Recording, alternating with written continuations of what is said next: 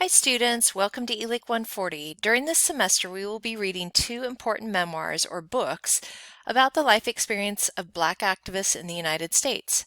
Before reading these two texts, it's important to understand the history that has led up to the events in the books, the events around the books, and the history since the books were written.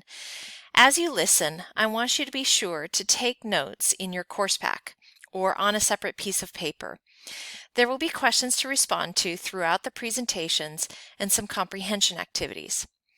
Before we begin with a history of African Americans in the United States, it should be understood that the identity of Black people here in the United States and their history did not begin with slavery, but rather as descendants of great kingdoms and civilizations, such as those of Timbuktu in Mali or the Songhai in Ghana. Power, greed, and racism led to the arrival of the first slaves in Jamestown, Virginia, brought by pirates in 1619. Slaves worked the tobacco fields in the new colonies, and the products of their labor were then sent back to England for profit. Early colonists grew richer from growing tobacco and cotton, and after the colonies won their independence from England and became the United States, production of these crops expanded. The labor of slaves brought by the expanding slave trade was further exploited. Slavery shifted mostly to the southern part of the United States, where crops were more easily grown. Slavery was brutal and traumatic. Black Americans were worked to exhaustion. They were beaten, separated from family members, treated as property, and women were often raped by white plantation owners.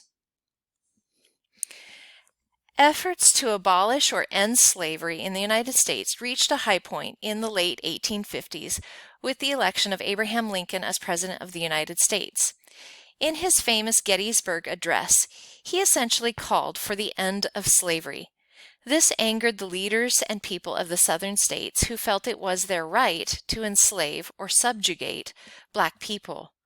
The southern states separated from the rest of the United States, which then began the Civil War. There were two sides in the Civil War: the North, known as the Union, which you see here on the left of your screen, and the South, known as the Confederacy, which you see here on the right of your screen. The Civil War lasted 4 years and was one of the bloodiest wars in American history, with many deaths on both sides.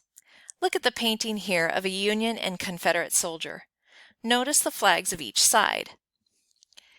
This is the Union flag, and this is the Confederate flag. At times today, you may still see images of the Confederate flag, which is very strongly associated with our racist past. Notice how close these two men are in the painting and how similarly they look. Battles were fought face to face and sometimes between members of the same family. When the Civil War ended, slaves were freed, but the system of racism did not just end. It simply changed forms from slavery to other ways or means to keep the Black population under the dominance of white communities. We will learn more about this in our next presentation.